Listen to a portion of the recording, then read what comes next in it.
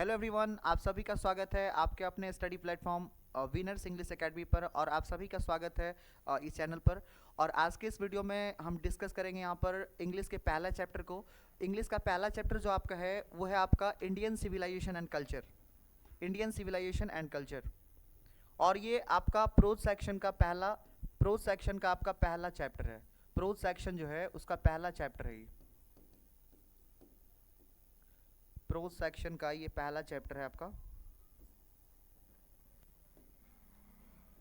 Pros section का पहला chapter है जिसका नाम है यहाँ पर इंडियन सिविलाइजेशन एंड कल्चर, जिसके राइटर है यहाँ पर महात्मा गांधी। और ये चैप्टर जो है वो महात्मा गांधी के द्वारा लिखा गया है और बहुत ही शानदार ये चैप्टर है। और इस चैप्टर को अगर आप पढ़ने के बाद इस चैप्टर से बहुत सारी मोरालिटीज़ को सीख सकते हैं और इस चैप्टर से बहुत सारी चीज़ों को आप सीख सकते हैं जिसको अपने लाइफ में इम्प्लीमेंट करके आप बहुत आगे तक जा सकते हैं यहाँ पर। तो पहले अब यहाँ पर बात करते हैं यहाँ पर ट्वेल्थ इंग्लिश को लेकर के। ट्वेल्थ इंग्लिश हमारा है ये। ट्वेल्थ इंग्लिश का पहला चैप्टर को हम स्टार्ट करने जा रहे हैं। जो भी स्टूडेंट बिहार बोर्ड के एग्ज़ाम 2026 में अपीयर होंगे उसके लिए ये क्लास बहुत ही इंपॉर्टेंट होने वाली है। और ये वीडियोस जो भी हम यहाँ पर इस चैप्टर से रिलेटेड या इस प्लेटफॉर्म पर हम अपलोड करेंगे वो काफ़ी आपके लिए हेल्पफुल साबित होगा। तो आइए हम यहाँ पर क्लास को स्टार्ट करते हैं। यहाँ पर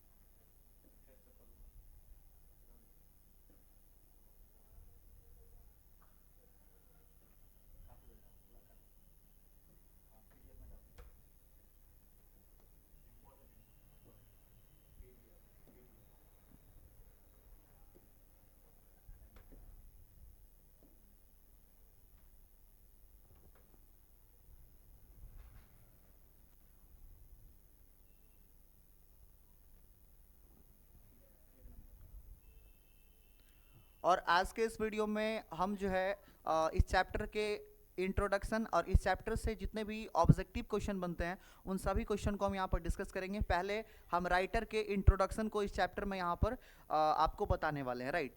तो सबसे पहले जो है ये जो हमारा ऑफलाइन में हमारा एक क्लास चलता है विनर्स इंग्लिश एकेडमी के नाम से, राइट।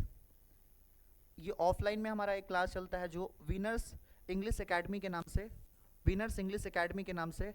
और ये मेरा नाम है यहाँ पर। इसके अलावा यहाँ पर बिहार बोर्ड के जो भी 11th-12th या जो भी बिहार बोर्ड से रिलेटेड जितने भी 11th-12th के स्टूडेंट हैं, चाहे वो साइंस के हो, चाहे कॉमर्स के हो, चाहे आर्ट्स के हो, वो यहाँ पर आकर के क्लास कर सकते हैं ऑफलाइन। अगर आप ऑनलाइन से जुड़ना चाहते हैं तो इस चैनल पर आप रेगुलर बेसिस पर हम आपको वीडियो अपलोड करके देंगे, राइट। चलिए, तो सबसे पहले हम यहाँ पर बात करते हैं प्रोज सेक्शन है यहाँ पर। हमने पहले भी जैसे कि आपको बताया और चैप्टर नंबर पहला है यहाँ पर। अब बहुत लोगों के दिमाग में क्वेश्चन आता है कि प्रोज क्या होता है। जैसे जितने भी बड़ी बड़ी स्टोरी होते हैं या एसे होते हैं या जो भी ट्रेवलॉग होते हैं, ये सभी के सभी किस श्रेणी में आते हैं? तो प्रोज सेक्शन, यानी कि जो भी बड़ा पोर्शन वाला पार्ट आता है उसको हम प्रोज सेक्शन के अंतर्गत रखते हैं, राइट। चलिए, तो यहाँ पर अगर हम बात करते हैं इंग्लिश लिटरेचर के पहले चैप्टर को, पहला चैप्टर है इंडियन सिविलाइजेशन एंड कल्चर, जिसके राइटर है यहाँ पर महात्मा गांधी। और ये चैप्टर किस तरह का है, अगर आपसे एग्जाम में पूछ देगा कि ये चैप्टर किस तरह का है, किस प्रकार का वर्क्स है, किस प्रकार का रचना है, तो ये एक एस्से है। और यहाँ पर इससे पहला ही क्वेश्चन बनता है, यहाँ पर ध्यान दीजिएगा, इंडियन सिविलाइजेशन एंड कल्चर। अगर हम इंडियन की बात करें तो इसका मतलब होता है भारतीय, सिविलाइजेशन का मतलब होता है सभ्यता, और कल्चर का मतलब होता है संस्कृति, राइट। और एंड का मतलब और, तो इसका पूरा जो मीनिंग होगा वो होगा भारतीय सभ्यता और संस्कृति। यहाँ पर ध्यान दीजिएगा। और ये एक एस्से है। एस्से का मतलब होता है यहाँ पर, एस्से का मतलब होता है यहाँ पर निबंध, निबंध या लेख, निबंध या लेख। चलिए, अब यहाँ पर फिर बात कर लेते हैं, यहाँ पर बात कर लेते हैं इस चैप्टर से जो पहला क्वेश्चन बनते हैं राइटर से रिलेटेड, वो क्वेश्चन क्या है। देखिए यहाँ पर ध्यान दीजिएगा, जो पहला क्वेश्चन यहाँ पर बनेंगे, ये क्या बनेंगे यहाँ पर पहला क्वेश्चन? तो ये क्वेश्चन बनेंगे यहाँ पर, Indian civilisation and culture is an extract of my experiment with truth. अब ध्यान दीजिएगा इस बात पर कि इंडियन सिविलाइजेशन एंड कल्चर जो है वो एक महात्मा गांधी के द्वारा लिखा गया बुक जो है उसका नाम है माई एक्सपेरिमेंट विथ ट्रूथ, उसी का ये अंश है। एक्सट्रैक्ट का मतलब होता है भाग, है ना। तो ये जो इंडियन सिविलाइजेशन एंड कल्चर है वो किसका एक्सट्रैक्ट है, तो माई एक्सपेरिमेंट विद ट्रूथ का, है ना। तो ये क्वेश्चन यहाँ से बनते हैं कि Indian civilisation and culture is an extract of, तो यहाँ पर आप इसका आंसर ये टिक कर सकते हैं माई एक्सपेरिमेंट विद ट्रूथ। चलिए यहाँ पर हमने जैसे कि दूसरा नंबर जो आपका ये है पॉइंट्स, उसमें हमने डिस्कस किया है कि my experiment with truth is an autobiography of Mahatma Gandhi.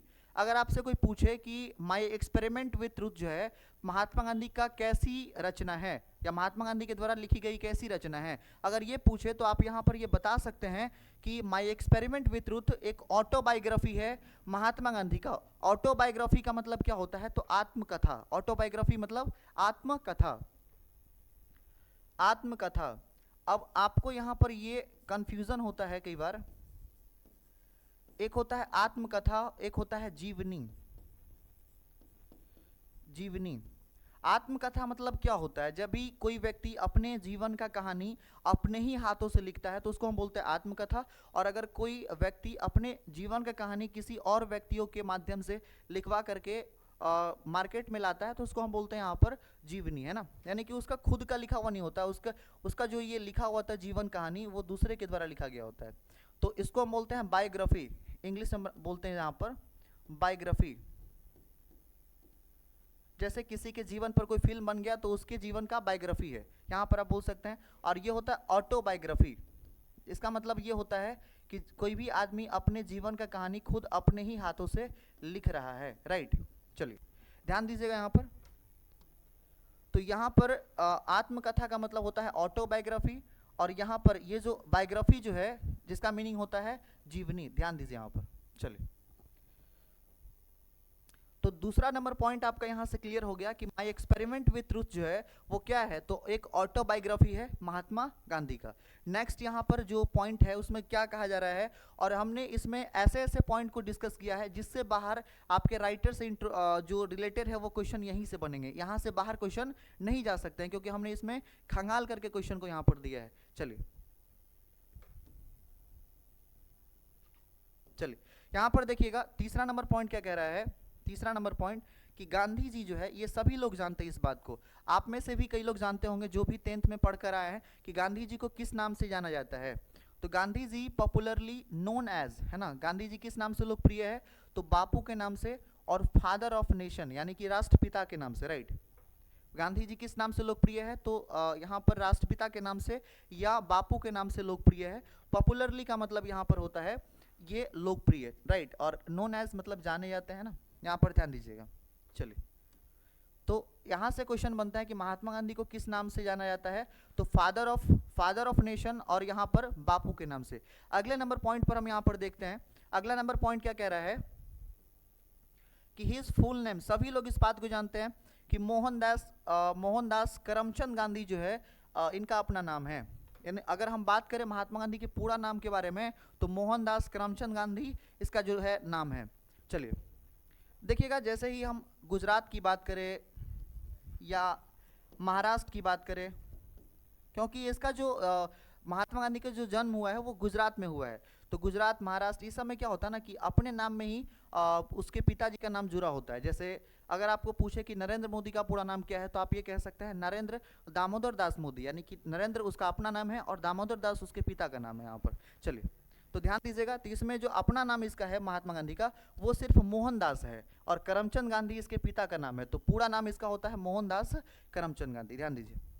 चलिए यहाँ पर इसका जो जन्म हुआ है वो 2 अक्टूबर 1869 गुजरात के पोरबंदर में। तो पोरबंदर को हम यहाँ पर ऐड नहीं किए हैं, बट आप समझिए यहाँ पर क्योंकि मेन जगह को पूछा जाता है, तो गुजरात में इसका जो है वो जन्म स्थान है। इसका मृत्यु हुआ है, तो मृत्यु ये सहज ढंग से नहीं हुआ है, इसको असिस्नेटेड किया गया है, असिस्नेटेड किया गया है किसके द्वारा यहाँ पर, तो एक व्यक्ति है नाथूराम गॉड्स, इसके द्वारा जो है इसका जो है मृत्यु किया गया, राइट।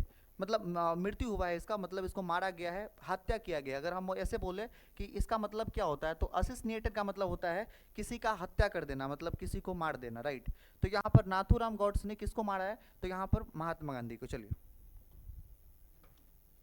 नेक्स्ट पॉइंट की तरफ बढ़ते हैं। यहाँ पर देख लीजिए, तो यहाँ से क्वेश्चन नहीं बनते हैं वहाँ, क्योंकि इजी पोर्शन है, ये सभी को पता है यहाँ पर। चलिए इसके पिता का नाम अगर हम बात करें यहाँ पर, इसके पिता का नाम क्या है, अभी हम बताएं आपको कि मोहनदास महात्मा गांधी का खुद का नाम है, बट इसके पिता का नाम यहाँ पर है करमचंद गांधी। तो यहाँ पर आपको दिख रहा है करमचंद गांधी इसके पिता का नाम है, राइट। चलिए इसकी माता की नाम हम बात करें तो माता की नाम जो है पुतलीबाई है, और यहाँ पर इसकी वाइफ का नाम कस्तूरबा गांधी, राइट। क्या नाम है यहाँ पर, कस्तूरबा। चलिए फिर हम यहाँ पर बात कर लेते हैं नेक्स्ट पॉइंट के ऊपर, क्योंकि इतना आपको जो है फैमिली से रिलेटेड चीज़ें एग्जाम में नहीं पूछने मतलब पूछा जाता है। आपको जो है कई बार ऐसा पूछ देगा, महात्मा गांधी से जितने भी रिलेटेड क्वेश्चन बन सकते हैं वो बनेंगे, फैमिली से बहुत ही कम रिलेटेड क्वेश्चन बनते हैं यहाँ पर। चलिए तो ध्यान दीजिएगा, अगला पॉइंट यहाँ पर क्या कह रहा है, अगला पॉइंट यहाँ पर क्या कहा जा रहा है। चलिए ध्यान दीजिएगा थोड़ा सा इस पर। तो अगला पॉइंट इसमें है कि महात्मा गांधी कैसे थे। तो महात्मा गांधी जो है ना, एक राजनेता से ज़्यादा, राजनेता मतलब होता है पॉलिटिशियन, क्या होता है यहाँ पर, पॉलिटिशियन। तो महात्मा गांधी का जो व्यक्तित्व था, जो पर्सनालिटी था, महात्मा गांधी का जो पर्सनालिटी था, देखिएगा यहाँ पर ध्यान दीजिएगा, he was more spiritual leader than politician, यानी कि एक राजनेता से ज़्यादा स्पिरिचुअल लीडर का मतलब होता है आध्यात्मिक नेता, मतलब होता है ऐसे लोग जो अध्यात्म में विश्वास करते हैं, गॉड में विश्वास करते हैं, धार्मिक चीज़ों में विश्वास करते हैं, ऐसे लोगों को हम बोलते हैं यहाँ पर स्पिरिचुअल, है ना, स्पिरिचुअल पर्सन। तो महात्मा गांधी कैसे व्यक्ति थे, तो महात्मा गांधी थे यहाँ पर स्पिरिचुअल लीडर, यानी कि एक राजनेता से ज़्यादा एक वो आध्यात्मिक नेता थे, यानी कि वो भगवान को मानने वाले थे, वो धार्मिक चीज़ों में विश्वास रखते थे। तो महात्मा गांधी जो है ना स्पिरिचुअल लीडर थे, यहाँ पर इसके बारे में बात की जा रही है। चलिए यहाँ पर फिर ध्यान दीजिएगा, नेक्स्ट जो हमने इसमें पॉइंट ऐड किया है वो बहुत इंपॉर्टेंट है, यहाँ से क्वेश्चन बनते हैं, यहाँ से क्वेश्चन क्या बनते हैं, और इसमें से जितने भी पॉइंट्स है इसमें से कभी ना कभी आपके एग्जाम में क्वेश्चन बनेंगे, और ये क्वेश्चन इसमें से क्वेश्चन बने भी है प्रीवियस ईयर में। तो आप यहाँ पर देखेंगे, यहाँ पर ही स्टार्टेड, यानी कि उन्होंने शुरू किया मूवमेंट का मतलब होता है आंदोलन, है ना। कौन सा आंदोलन, तो सत्याग्रह। कौन सा, सत्याग्रह। 1917 में ये स्टार्ट किए थे, ये 1917 में। तो कहाँ से, तो चंपारण से, है ना, पश्चिमी चंपारण से इन्होंने क्या किया था, तो मूवमेंट स्टार्ट किया था सत्याग्रह के नाम से। और ये स्टार्ट क्यों हुआ था, क्योंकि किसान को जो है, आप लोगों ने पढ़ा होगा 10th में कि 3 कठिया जो यहाँ पर जो है आंदोलन चलाया जा रहा था कि 20 कट्ठा में आपको 3 कट्ठा जो है इंडिगो फार्मिंग करना पड़ेगा। इंडिगो फार्मिंग का मतलब होता है नील की खेती। चलिए ध्यान दीजिए, फिर यहाँ पर नेक्स्ट पॉइंट के ऊपर बात करते हैं। चलिए नेक्स्ट पॉइंट में क्या कहा जा रहा है कि अगर हम ऐसे देखें, बहुत ही थोड़ा सा मतलब अगर हम आपको थोड़ा सा कम स्पीड पढ़ा रहा है तो आप इसको जो है ये इसका डिसएडवांटेज नहीं ले सकते हैं, क्योंकि ये स्पीड पढ़ाने का ये मतलब है, अगर बहुत सारे लोगों को ये समझ नहीं आता, अगर हम ऐसे अगर आपको हम स्लोली पढ़ा रहे हैं तो आप इसको स्लोली भी समझ सकते हैं। यहाँ पर देखिए ध्यान दीजिएगा, अगर हम बात करें यहाँ पर ही सक्सेसफुली, इन्होंने क्या किया है, देखिए इन्होंने अपने जीवन में कभी लड़ाई झगड़ा किसी से नहीं किया, कभी हिंसात्मक रूप से कोई भी काम नहीं किया है, राइट। तो अब यहाँ पर देखेंगे, he successfully used truth and non violence. Truth का मतलब होता है सत्य, और नॉन वायलेंस का मतलब होता है अहिंसा, है ना। तो सत्य और अहिंसा के बल पर जो है इन्होंने देश को आज़ाद कराने में योगदान दिया है। हम ये नहीं कहेंगे कि जो है आज़ाद कराने में पूर्ण योगदान इसी का है, बट इन्होंने भी अपना कंट्रीब्यूशन किया है जितना इससे हो सका है, राइट। चलिए तो यहाँ पर ये कहा जा सकता है कि अगर हम बात करें कि इन्होंने जो अपने लाइफ में क्या किया है, तो अपने लाइफ में कभी भी कोई हिंसात्मक काम नहीं किए हैं, नॉन वायलेंस यानी कि अहिंसा और सत्य के बदौलत जो है अपना काम को अंजाम दिए हैं। एज द चीफ वेपन्स, यानी कि आज़ादी के लड़ाई में जब वो एक फ्रीडम फाइटर का भूमिका निभा रहे थे, बट वो फ्रीडम फाइटर ऐसे नहीं थे कि वो हमेशा किसी से लड़ाई करते रहते थे, ऐसा थे ना कि अब यहाँ पर देखिएगा कि उन्होंने सफलतापूर्वक जो है प्रयोग किया है किसका, तो सत्य और अहिंसा का मुख्य हथियार के रूप में। किस हथियार के रूप में, वेपन्स का मतलब हथियार होता है या शस्त्र कह सकते हैं यहाँ पर, चलिए अस्त्र शस्त्र जो भी है। अगेंस्ट का मतलब खिलाफ या विरुद्ध, ब्रिटिश रूल मतलब अंग्रेजी शासन के खिलाफ जो है, भारत में जो अंग्रेजी शासन था, अंग्रेज का शासन था, उसके खिलाफ इन्होंने सत्य और अहिंसा का प्रयोग किया है मुख्य हथियार के रूप में, वो भी सफलतापूर्वक। यानी कि उसको इस हथियार से यानी कि सत्य और अहिंसा से उसे जो है आज़ादी मिली है यहाँ पर। चलिए, उनका कहना है ये। चलिए, लेकिन कहीं ना कहीं अगर अहिंसा के पॉइंट ऑफ व्यू से देखा जाए तो अहिंसा के पॉइंट ऑफ व्यू से पूर्ण तरीके से हमें आज़ादी नहीं मिली है। इस बात को आप चाहे माने या ना माने, है ना, क्योंकि अगर शांति से मानने वाले लोग होते तो ऐसे ही लोग भाग जाते, बट शांति से लोग मानते नहीं यहाँ पर। चलिए, नेक्स्ट यहाँ पर पॉइंट है कि ये वाला क्वेश्चन हाल ही में इस बार जो एग्जाम हुआ है इसमें ये क्वेश्चन पूछा है। देखिएगा, यहाँ पर ये एग्जैक्ट क्वेश्चन पूछा है, जैसे हमने ये दिया है सेम क्वेश्चन, और इसको हाइड कर दिया है इजिली। यहाँ पर क्वेश्चन जो है बनाकर स्टूडेंट आया है। देखिए, he completely dominated in Indian politics, उन्होंने अपने आप को समर्पित कर दिया इंडियन पॉलिटिक्स में, भारतीय राजनीति में, फ्रॉम 1915 टू 1948 तक, है ना, यानी कि 1915 से लेकर 1948 तक अपने आप को पूर्ण तरीके से इंडियन पॉलिटिक्स में जो है वो समर्पित कर दिए थे, भारत के सिविलाइजेशन को बचाने के लिए, भारत के कल्चर को बचाने के लिए, और इनका योगदान आज कहीं ना कहीं सार्थक देखने को हमें मिल रहा है, राइट। चलिए, यहाँ पर देखेंगे तो ये क्वेश्चन यहाँ पर अभी रिसेंट पूछा गया है। चलिए, नेक्स्ट पॉइंट पर फिर आते हैं। नेक्स्ट पॉइंट देख लीजिए एक बार, नेक्स्ट पॉइंट क्या कह रहा है।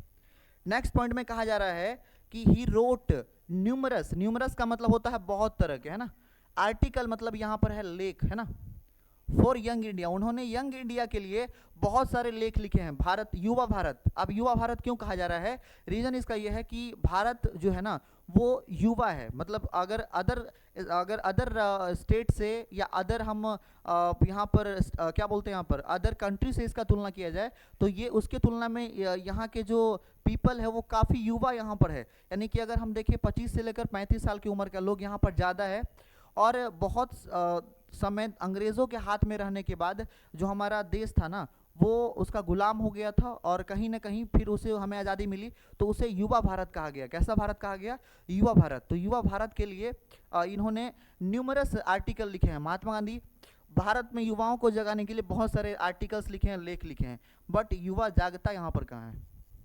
चलिए, ध्यान दीजिएगा यहाँ पर अगला पॉइंट को हम यहाँ पर देखते हैं। He was great master of chest, यानी कि एक महान लेखक कह सकते हैं, एक महान लेखक। मास्टर ऑफ चेस्ट का मतलब यहाँ पर ऑथर ही होता है, तो एक महान लेखक के रूप में। और वो किस इंग्लिश के महान लेखक थे, तो यहाँ पर बोल सकते हैं कि आइडियोमेटिक इंग्लिश। आइडियोमेटिक इंग्लिश का मतलब ये होता है जैसे मुहावरेदार इंग्लिश, कम शब्दों में ज़्यादा चीज़ों को बयां कर देना, है ना, कम शब्दों में ज़्यादा चीज़ को बयां कर देना होता है आइडियोमेटिक इंग्लिश। आइडियोमेटिक मतलब होता है मुहावरा। अगर मुहावरा किसी को कह रहा है ऊँट के मुंह में जीर का फौरन, इसका मतलब आदमी समझ जाता है सामने वाला कि कहना क्या चाह रहा है, राइट। तो इसी प्रकार से ये जो है ना कम शब्दों में ज़्यादा चीज़ बयां करते थे, उसके मास्टर ऑफ चेस्ट थे, एक विद्वान, इसको स्कॉलर कह सकते हैं, राइट। चलिए, तो नेक्स्ट हमारा ये जो आपका पीडीएफ है उस पर हम आते हैं। पहले ये पॉइंट आप क्लियर कर लीजिए और इसको एक बार अच्छे से आप या तो रोक करके थोड़ा सा रख लीजिए, उसको लिख लीजिए अपने कॉपी में, और ये चीज़ आपके लिए काफ़ी अच्छा भूमिका निभाएगा एग्जाम में। और ये हम डिजिटल पीडीएफ भी आपको शेयर कर सकते हैं अगर मेरे से आप जुड़ते हैं तो, राइट। और बहुत जल्दी हम यहाँ पर जो है इंग्लिश का पेड बैच भी लाएंगे, तो पहले आप फ्री बैच का लुत्फ उठाएं यहाँ पर। चलिए,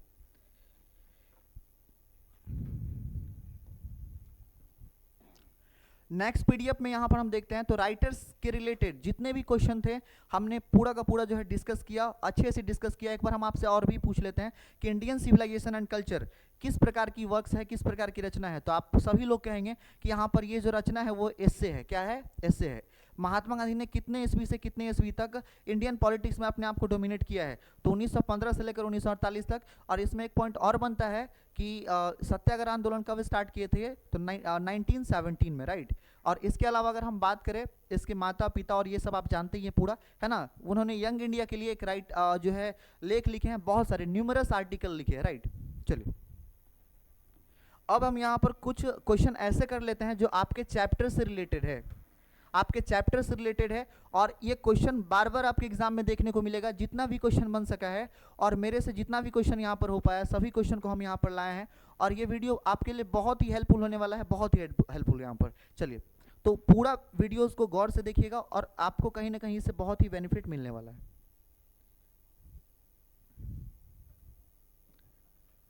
चलिए,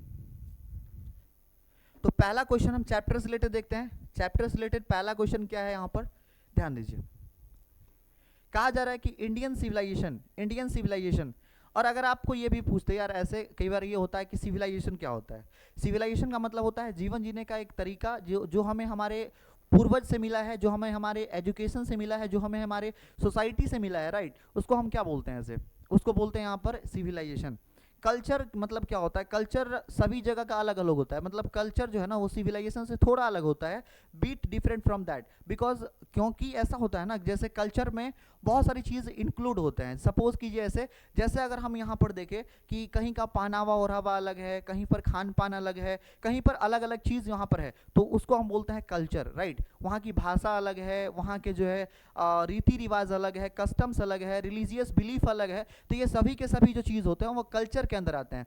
तो यहाँ से एक पॉइंट आपका क्लियर हो गया होगा कि ये जो है कल्चर क्या होते हैं, सिविलाइजेशन क्या होते हैं। तो सिविलाइजेशन का मतलब हमने बताया कि सिविलाइजेशन जीवन जीने का एक तरीका है जो हमें हमारे किससे मिला है, पूर्वज से मिला है। जो संस्कार हमें हमारे पूर्वज से मिला है, जो चीज़ हमें हमारे पूर्वज से मिला है, ये कहीं ना कहीं एक सिविलाइजेशन का पार्ट है। यहाँ पर अगर हम बात करें कि इस चैप्टर में गांधी जी ने ऐसा क्या काम किया है जो हमें पढ़ना चाहिए, जो हमें मोटिवेट करे, जो हमें इंस्पायर करे, तो ये आपका जो चीज़ है वो इन्होंने इस सब यहाँ पर ये जो चैप्टर है ना, इस चैप्टर में इन्होंने किया है इंडियन सिविलाइजेशन का, जो भारत की सभ्यता है, भारत का जीवन जीने का तरीका है, वो कंपेयर किया है वेस्टर्न सिविलाइजेशन, यूरोपियन सिविलाइजेशन से। यूरोप के लोग कैसे अपना जीवन को व्यतीत करते हैं और भारत के लोग अपने जीवन का व्यतीत कैसे करते हैं, इन्होंने इस चैप्टर में बहुत ही बखूबी ये चैप्टर अच्छे से बताया है। और इस चैप्टर को अगर आप अच्छे से पढ़ते हैं तो बहुत कुछ सीखने को मिलेगा यहाँ पर। चलिए, ऐसा नहीं है कि वेस्टर्न सिविलाइजेशन में सब लोग ऐसे ही होते हैं, खराब होते हैं, बहुत सारी चीज़ें हैं,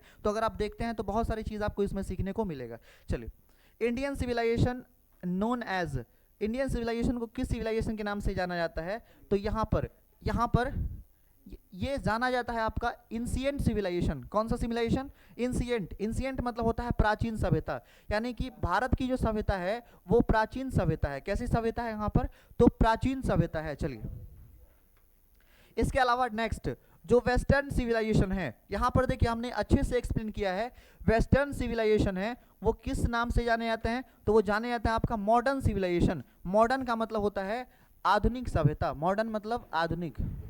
तो यहाँ से आपको एक चीज़ सीखने को मिलेगा कि यहाँ पर आप देखेंगे ऐसे कि मॉडर्न जो है, मॉडर्न मतलब आधुनिक होता है। और इसका अगर हम एंटोनिम की बात करें, यानी कि इसके जो है अगर हम विलोम शब्द की बात करें तो इंसिएंट होगा। इंसिएंट मतलब होता है यहाँ पर प्राचीन। चलिए, इंडियन सिविलाइजेशन की अगर हम बात करें तो इंडियन सिविलाइजेशन किसको बढ़ावा देता है, किसको विकसित करता है, elevates moral being, morality in the sense कि मोरालिटी का मतलब ये होता है, जैसे अगर हम बोले तो नैतिकता, तो नैतिकता को बढ़ावा या विकसित कौन करता है, तो यहाँ पर आप बोल सकते हैं कि इंडियन सिविलाइजेशन नैतिकता को, यानी कि कहते हैं कि अपने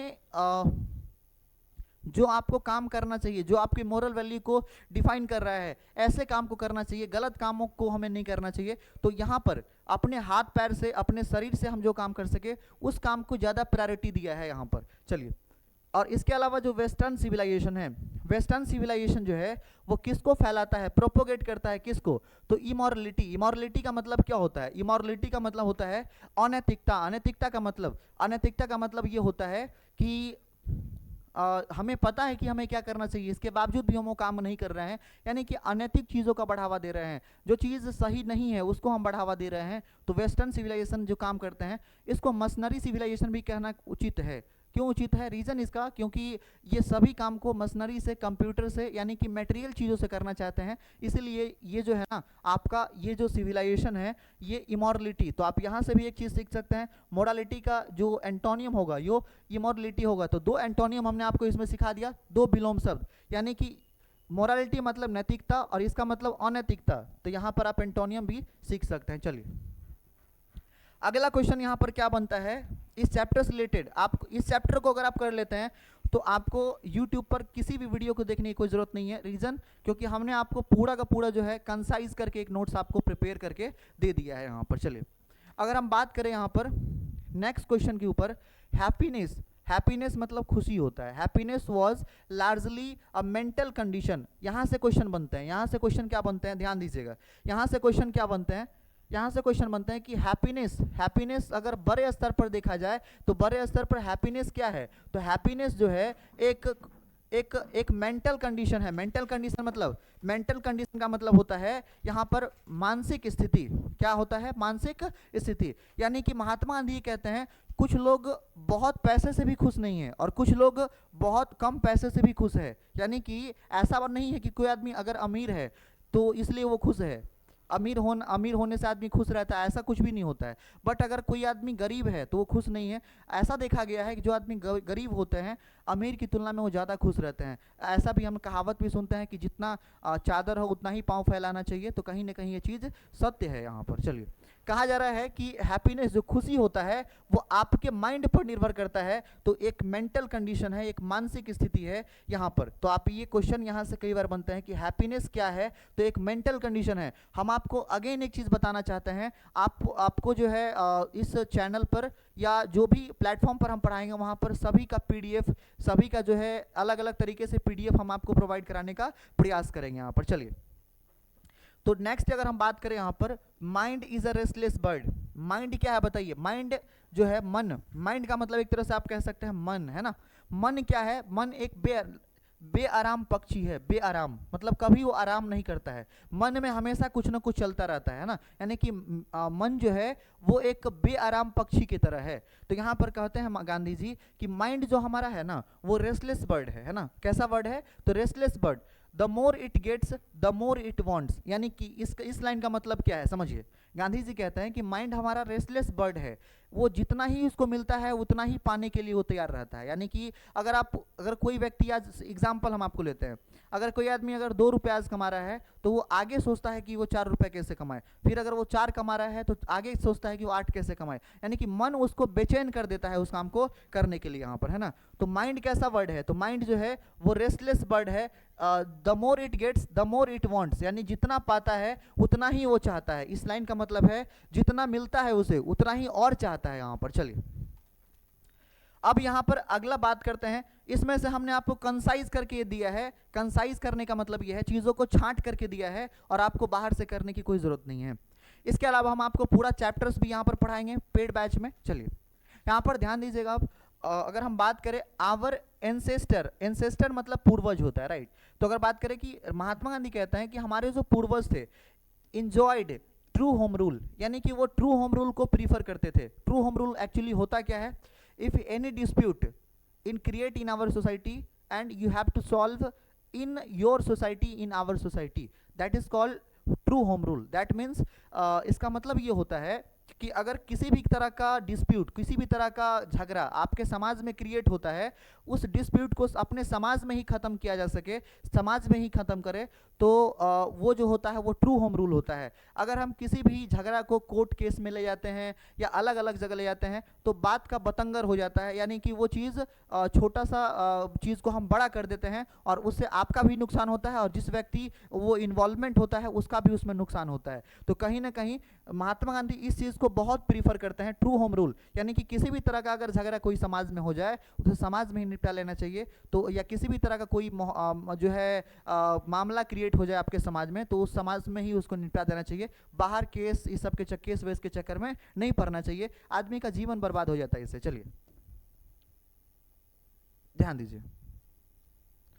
नेक्स्ट पॉइंट के ऊपर हम यहाँ पर बात करते हैं। नेक्स्ट पॉइंट के ऊपर अगर हम बात करें, यहाँ पर नेक्स्ट पॉइंट हमारा क्या कह रहा है, तो आप यहाँ पर समझ पा रहे होंगे कि महात्मा गांधी ये बता रहे हैं कि हमारे पूर्वज का ये सोचना, मतलब ये सोच था, ये थॉट था कि हमारे पूर्वज ये सोचते थे, इंजॉय करते थे, मतलब वो खुश रहते थे यहाँ पर इसी रूल से। मतलब वो कोई भी झगड़ा हो गया अपने समाज में ही सुलझा लिया, कोई भी सुलझा लिया, कोई भी इसका मतलब ही नहीं है कि बाहर जाना केस सोच करना है यहाँ पर। चलिए, आवर एंसेस्टर डिस्यूडेड, यानी कि डिस्यूडेड का मतलब होता है चीज़ों से दूर रखना, है ना।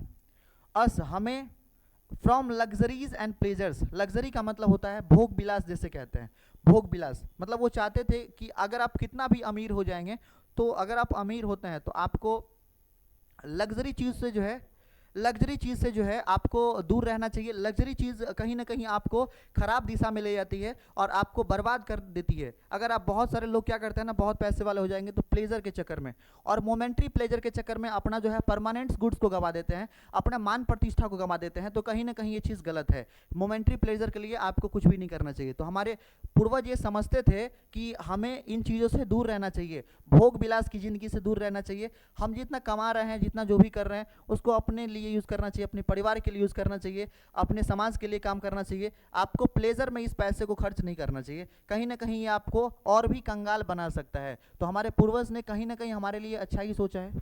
चलिए नेक्स्ट पॉइंट के ऊपर हम डिस्कस करते हैं। नेक्स्ट पॉइंट क्या कहा जा रहा है कि सिविलाइजेशन इज दैट, कहते हैं कि सिविलाइजेशन एक्चुअली होता क्या है। हमने अभी आपको बताया कि civilisation is that which point out main path of duty, यानी कि सिविलाइजेशन वो है जो हमें बताता है हमें अपने कर्तव्य के रास्ता को, यानी कि पाथ ऑफ ड्यूटी। यहाँ से भी क्वेश्चन बनते हैं कि सिविलाइजेशन हमें क्या बताता है, तो path of duty. Path of duty का मतलब होता है कर्तव्य का रास्ता, कर्तव्य का रास्ता, यानी कि हमें क्या करना चाहिए, वो हमें कहाँ से जो है वो आवाज़ आता है। तो हमारे पूर्वज के द्वारा जो संस्कार दिया गया है, दैट मीन्स सिविलाइजेशन हमारा जो है वो हमें किसी भी गलत कामों को करने से रोकता है। कहीं ना कहीं मोरालिटी हमारे अंदर है, तब जाकर के हम सही कामों को करते हैं। तो पाथ ऑफ ड्यूटी को ये दिखाता है। चलिए नेक्स्ट क्वेश्चन के ऊपर, तो यहाँ से क्वेश्चन बनते हैं कि civilisation is that which point out main path of duty. चलिए यहाँ पर जहाँ पर हमने वाइट से कर दिया, आप समझिए इंपॉर्टेंट है।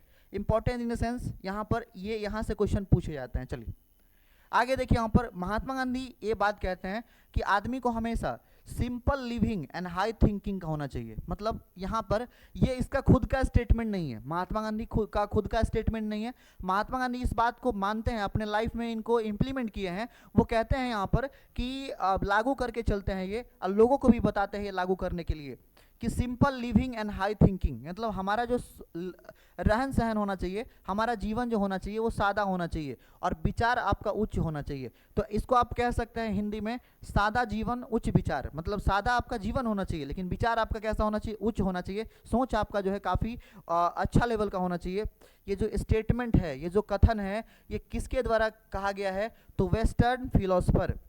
अब देखिए कह रहे हैं कि वेस्टर्न में ऐसे ही लोग होते हैं, गलत लोग होते हैं, बट नहीं, ऐसे नहीं है कि वेस्टर्न में भी बहुत स्कॉलर लोग सब है, बहुत ही विद्वान लोग सब है। वो लोग अपना जीवन कैसे बिताते हैं और किस प्रिंसिपल को फॉलो करते हैं, वो प्रिंसिपल है, वो सिद्धांत है simple living and high thinking. कैसा है, simple living and high thinking. Mahatma Gandhi ने इस बात पर बहुत जोर दिया है, अपने युवाओं को प्रेरित किए हैं कि इस चीज़ में जो है बहुत इन्वॉल्वमेंट आपको करना चाहिए, simple living and high thinking पर। चलिए अगला यहाँ पर जो स्टेटमेंट कहते हैं महात्मा गांधी इन्होंने क्या किया है इस चैप्टर में कि दो सिविलाइजेशन मतलब एक तो आपका इंडियन सिविलाइजेशन हो गया और एक आपका वेस्टर्न सिविलाइजेशन हो गया। कौन सिविलाइजेशन, वेस्टर्न सिविलाइजेशन। दोनों को यहाँ पर ये कंपेयर किए हैं। कंपेयर मतलब तुलना होता है, दोनों में क्या अलग है, क्या डिफरेंस है, क्या सिमिलरिटी है, इन्होंने सब कुछ इसमें किया है यहाँ पर। चलिए इसके अलावा यहाँ पर बात करते हैं नेक्स्ट, इंडियन सिविलाइजेशन रिमेन्स।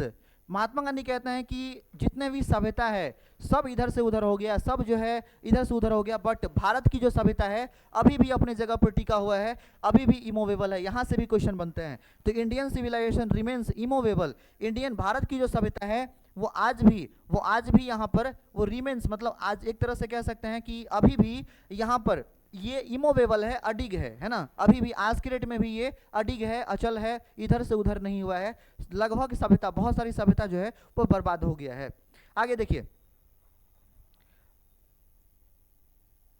चलिए नेक्स्ट पे हम आते हैं यहाँ पर। चलिए